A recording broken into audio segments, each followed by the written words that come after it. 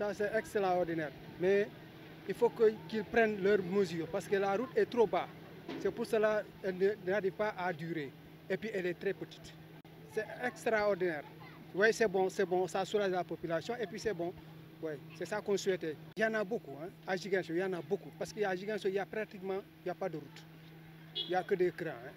Ouais, franchement. Voilà, c'est une grande surprise pour moi. Donc je suis venu tout à l'heure et j'ai vu ce beau travail. Donc c'est vraiment, voilà, on est très contents, quoi. Vraiment contents. On dit chapeau à Areski, quoi. Donc voilà, on se disait quand est-ce on fera donc, voilà, ce travail, quand est-ce qui le fera encore. Parce qu'on a beaucoup sollicité donc, voilà, le maire, mais jusqu'à présent, donc, voilà, pas de réaction.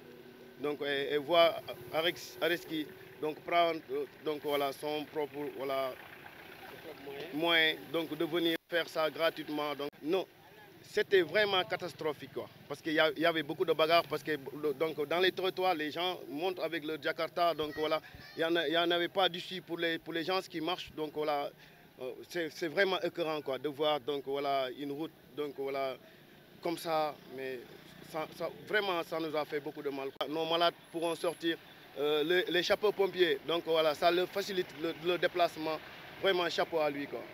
Donc voilà, on croise les doigts et on prie vraiment pour lui que voilà, ces affaires aillent devant, quoi, franchement. Aujourd'hui, vraiment, vu l'arrivée de l'entreprise et les débuts des réparations déjà, ça fait un vrai soulagement et notre contentement. Et nous avons qu'un grand remerciement à donner à l'entreprise qui est venue en aide vraiment en ce moment hivernal, surtout que la route est vraiment mauvaise car les véhicules en souffrent, les jonctions ne sont pas abordables, vraiment on ne peut que les remercier.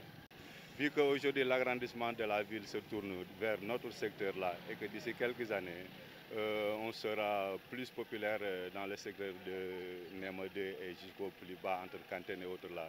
Donc je pense qu'il était vraiment grandement temps qu'on puisse vraiment penser aussi au désenclavement de notre territoire. Parce que vu aujourd'hui l'état des routes, les habitations qui sont au fond, les eaux, et que l'importance qu'il y a cette route-là qui mène vraiment vers l'hôpital régional, et qu'on a aussi le groupement des sapeurs-pompiers qui sont derrière nous, qui pour des interventions ont besoin de bonnes routes pour pouvoir vraiment arriver à temps et effectuer leurs œuvres. Donc l'université aussi est tout à fait derrière. Donc ce qui fait que la masse populaire est vraiment en train de s'agrandir pour qu'ils empruntent cette route-là. Non seulement cette réparation-là, c'était nécessaire car vraiment trop, c'était trop. Donc là, on ne peut pas que remercier l'entreprise. Et pour l'avenir, on voudrait vraiment envoyer nos prières à l'État et aux responsables de désenclavement de la zone de pouvoir vraiment nous venir en aide. Il n'y a pas que cette route principale-là qui va jusqu'à l'université. On a des bordures qui sortent de cette unité-là pour aller vers l'hôpital régional qui est aussi important pour nous. Et pour désenclaver cette route-là, car l'épaisseur de la route-là, elle est trop petite.